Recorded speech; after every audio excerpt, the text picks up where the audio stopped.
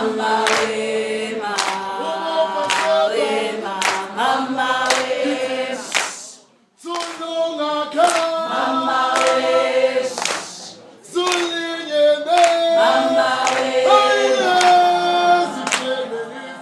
mama we, mama we, mama we.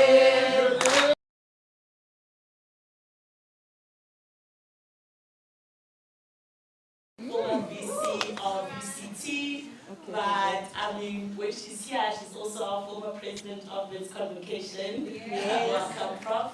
Then I'd also like to introduce Sibu Majozi, and we also have our facilitator for the evening, that will be Lufia Dean. So, and then I'd also like to greet all of you, and I'd like to welcome you if you don't feel welcome as yet. But it is not sufficient. You can have representation, but underestimation. Alright? And so there is no point in being in a leadership position. You can have representation and also unfair treatment. Right? And here's the thing. I mean, if you want to get into academia, of course, you're going to have to get the license to practice. And a license to practice is a PhD, right? It doesn't mean if you don't have a PhD, you won't start as an academic. You can start. If you're an academic without a PhD, you do start. I started without a PhD, but I knew that the license to practice is a PhD, and therefore I must do it. But there was also a different dream, right? For me, it was important that I become the top scholar in my field. Right now, when you make that decision, sometimes what's going to shape that, the decisions that you make to get there, is not just about getting to the higher position and the higher position. And that's the reason why my entry to vets was through being a research assistant, even though I was in the NGO world and I was a program manager.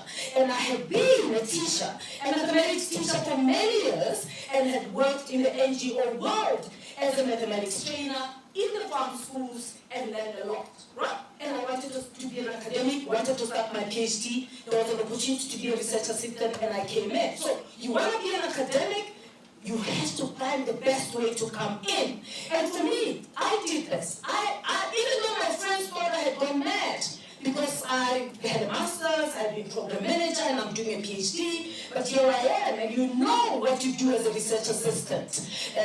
You can never be a research assistant without a little bit of humility. And that humility, a lot of humility, which because you do tea, you prepare the room, you do the readings, you collect the data, you organize the field trips, and you lead them, you drive, you do everything, and you make sure that there's money and everyone is covered, right? And some of the people in the team might not even have a doctorate that you are doing. But your job is a research assistant, and so I did that. Go to the bottom, because I want to get to the top. But I watched. So don't close your eyes while you're on campus if you want to be an academic.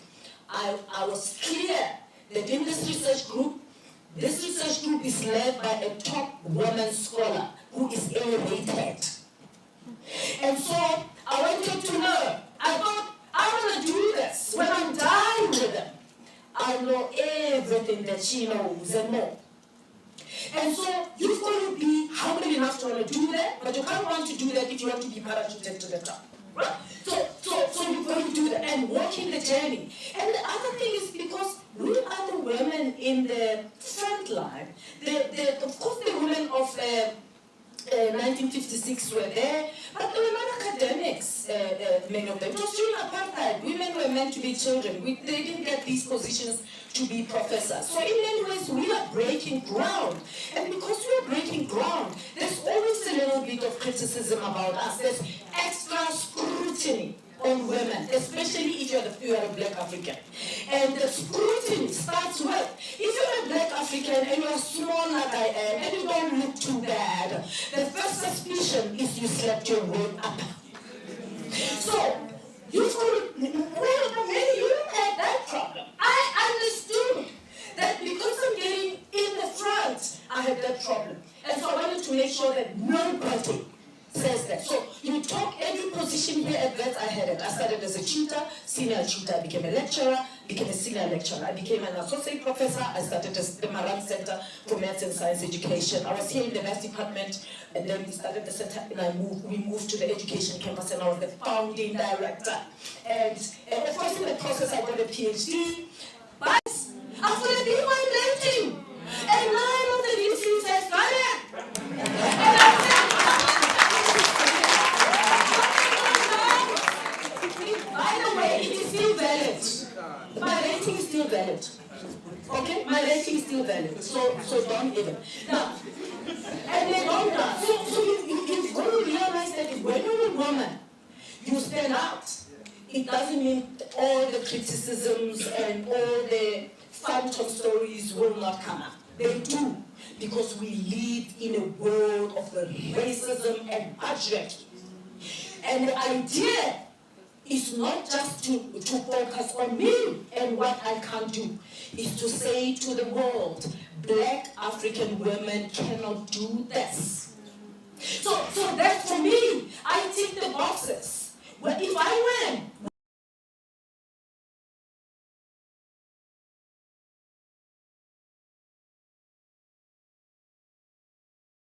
there are lots of I guess of things you can do to get to where you want to be, and one of them is attending events like this, because networking is such a key part of being a successful entrepreneur, because it is a community, and you need to build those networks, and you need to find out about opportunities. You need to know where the funding opportunities are. You need to know where the gaps in the market are. You need to know who can help you. A lot of women accumulate the knowledge, but yet they find themselves in a comfort zone because of fear. So fear drives a lot of women. I see it in my organization. I run an organization that employs 300 people. It's a consulting firm, so we've got about 200 engineers. But you still find that women are so fearful, and when they are presented with opportunities, they can't even see the opportunities because the fear is driving them. And we'll be saying, okay, we're looking for an HOD for this department. And I'll say to one of the women, I believe you can run the department. And they'll be like, oh my goodness, no. But all these old white men, no, I can't. They know much more than I do. And I'm saying, it's not about what they know. It's about you bringing your brains, your leadership abilities that you never imagined you had. How we need to dress. Oh, society's going to think this is how you dress. What do you think of that person when she's walking down the street in a crop top? Why are we defined on dressing and nurturing and being at home, cooking, cleaning, making sure that men are successful? No disrespect to men in this room. Absolutely not is what I'm saying. But that is the type of exposure I had, growing up. Because older generations, the women did exactly what men said. Exactly what the in-laws said. And that is what this generation, people who I stand for. Before I'm an entrepreneur, I'm human, right?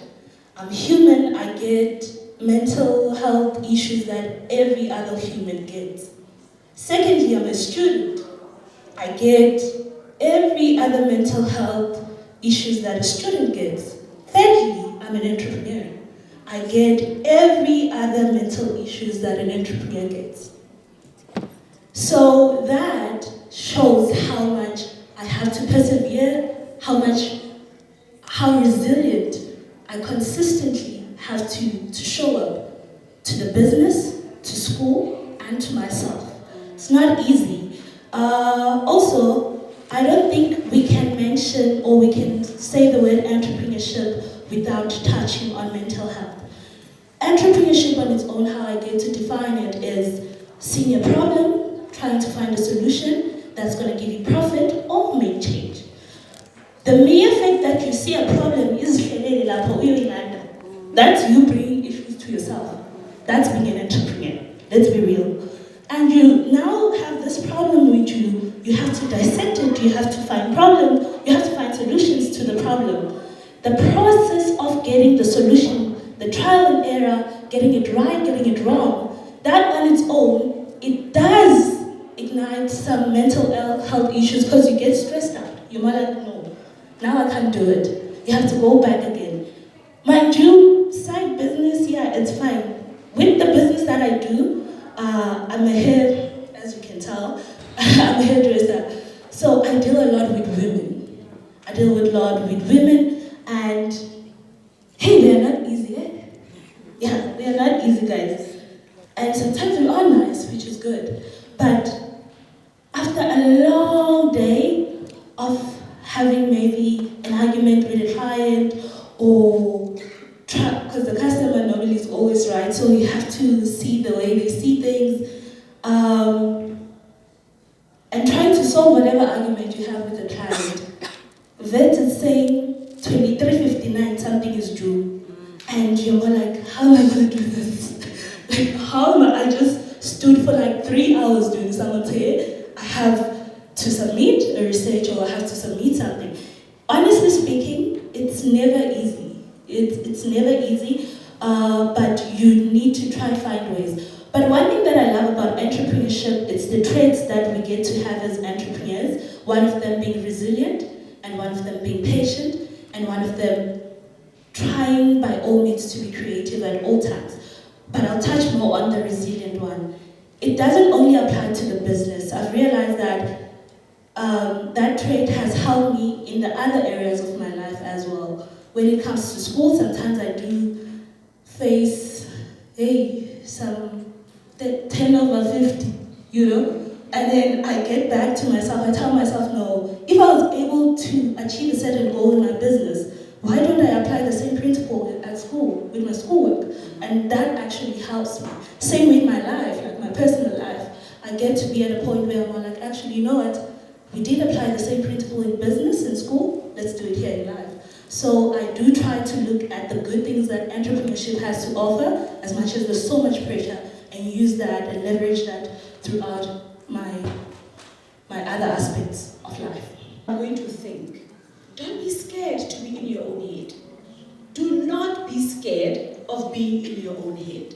Do not be scared with admitting to yourself that, you know what, I've got abandonment issues. That's why I'm so clingy around the people around me. Or that's why I have these walls around me where I don't let people in. Go and understand these things. And if you need somebody to help you navigate the route, they spoke about having mentors. They spoke about having conversations with people who've walked the journey.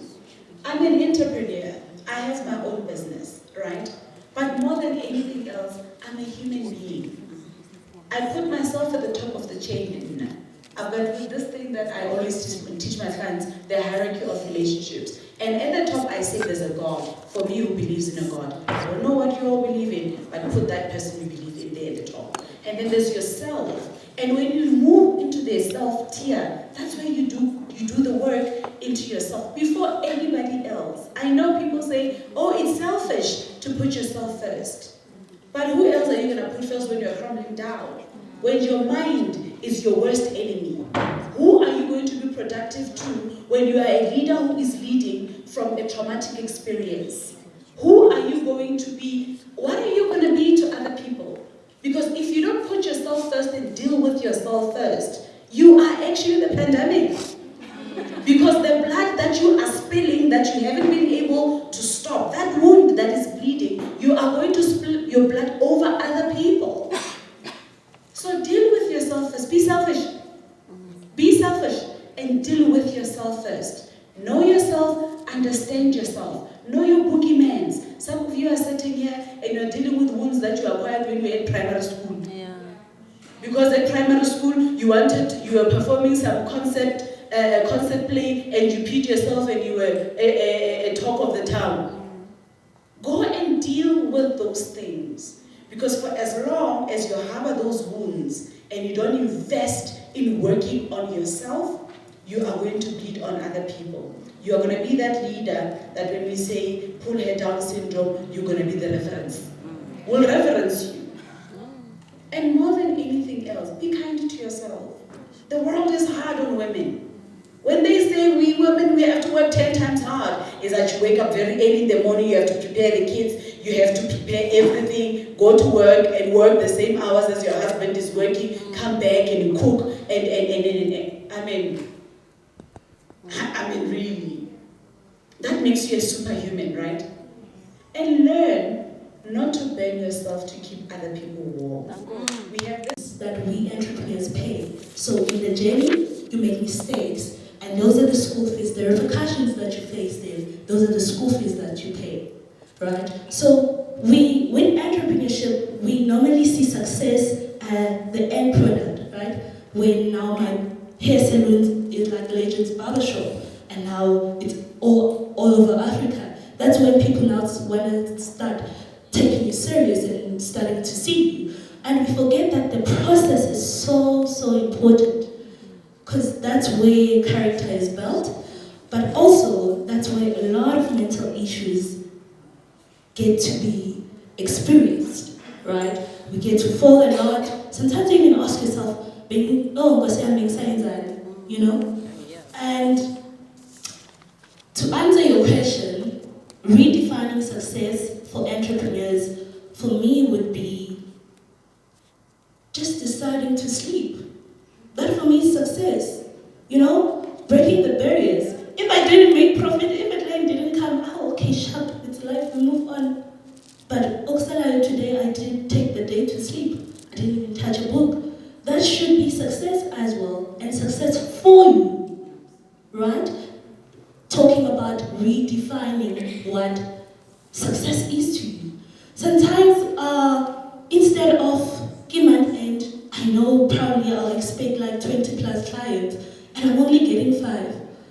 The fact that at least I have that 5, appreciation, that is success to me. I did show up, I gave it my best, you know. Sometimes crying, you know, and I do that a lot. Honestly, for me, it's therapy. Having that, just that one night, and you're more like, you know what, I just want to take all of it. And she spoke about being true to yourself, know yourself. Be true to yourself and know yourself. And don't be afraid. She did say, don't be afraid to think. Think. If the thinking makes you cry, after the crying, that for me is success. You know, I was fulfilled from experiencing that moment.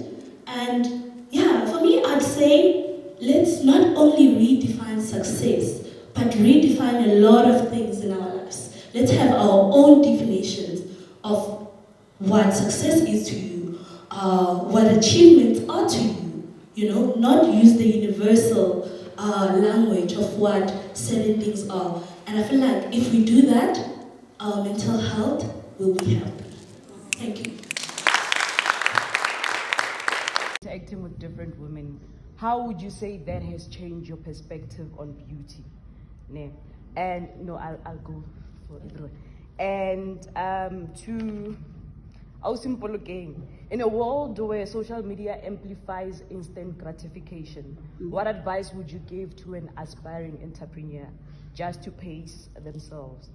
I hope you spoke about how people use tactics to get into your business, but you also emphasized on how you stood your ground as far as ownership is concerned. Why was that important for you? And why would you preach that as a thing, to be proudly owning of the things that you start? Why is ownership important to you? And to Oslefono, you said to be able to lead others, you need to be able to first lead yourself. Kindly share some of the materials that aided you, because I mean, if you are an entrepreneur, you experience certain things that ordinary people do not experience. So in your journey, what has it been that aided you? And maybe to all of you, you could please answer this to the question that says, having seen or interacted with other entrepreneurs, what would you say you've taken from them and adopted and used it in your business and has successfully worked for you? Maybe mention who the entrepreneur is and what is it about their work ethic that you implemented in your business and it has proven to be successful? Thank you.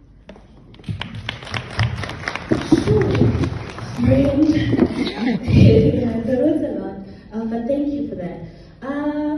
So, your question was, since I'm in the beauty industry,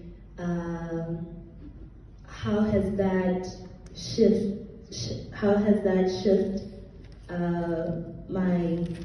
my perspective of beauty, right? Firstly, I'd like to believe that as women, we're not necessarily defined by how we look when it comes to beauty, because I've worked with so many women, trust me, more than 200. I've been doing this for years. I grew up in a saloon. My mom was a hairdresser, so my experience with women has always been there. And one thing I've learned is that, you know, you find a very beautiful lady. When I see her, she's so beautiful. But how she sees herself, when you tell her she's beautiful, she starts being like, oh, mina mapepuli, oh, mina is oh, mina darky, oh, mina pigmentation, don. And you're like, so you don't see what I'm saying? Yeah. Are you for real? And then you find Ugoti, other women who are more like, oh, I'm Jela, they're more like, oh, I know this hairstyle is definitely gonna suit me. And already how I get to look at them, I'm more like, oh, actually she's so pretty. And okay, she's actually pretty. And you're more like, so you don't see what I'm saying? Are you for real? And then you find Ugoti, other women who are more like, oh, I'm Jela, they're more like, oh, I know this hairstyle is definitely gonna suit me. And already how I get to look at them, I'm like, oh, actually she's so pretty. And okay, she's actually pretty. And every day I learn that before, we are not really defined by the face, but how you feel. Do you feel beautiful? Before I make you beautiful, before I do your hair, before I do your makeup, do you really feel? I don't know how, if you guys get me. You get me, right? Yes, so when it comes to now makeup, some of us, I believe that I'm already beautiful without it, with or without it. I'm just now enhancing the beauty that already exists. But you find some that who are more like, oh no, there's absolutely no way I need at all. And you're like, no, you need to, for me, beauty, just to, before I digress, I've learned to redefine, hey, talking about redefining, I've learned to redefine also beauty from not just how the person looks, but how they present themselves as well and how they feel about themselves. To answer your second question, you asked about an entrepreneur that I look up to in a way, right? I don't know if you guys know Gorgeous Mbali, Bali Sibabu. Yes. So I've been following her work for quite some time, and you know, as a Kasi girl, it's so nice to see another Kasi girl doing it and being proud that she's from Kasi. You know, because it gives you that bingoti. Yeah, as much as I'm from the dusty streets and I have this big dream, it is possible. And how she consistently is about her business. For me, it's more like, whether the money, do you have the work ethic? Because here's another thing I've learned about business. You can have the money, but the business can still not function. It's not just a matter of having capital. Do you have the resources? Can you actually make a business work, right? So how consistent she is with her business, but for me, most importantly, it's just being that one Kasi girl who is proud of being Kasi and making it and showing girls that actually you can come from Kasi and work hard and be entrepreneur. So for me, yeah, that's about it. The business, then the vision become distorted. You don't know where it's going, the opinions are all over, and they have shares in the business, the money is in the business, then, and you just fall into whatever that they have to say. And the other thing is, with me producing biodiesel, people would ask me, are you sure that your diesel will make my car run smoothly? And I'm like, yeah. And they would want to ask you the main ingredients in what's happening, what's the process of from cooking oil, from waste cooking oil to biodiesel, you know. And for me, it comes to a matter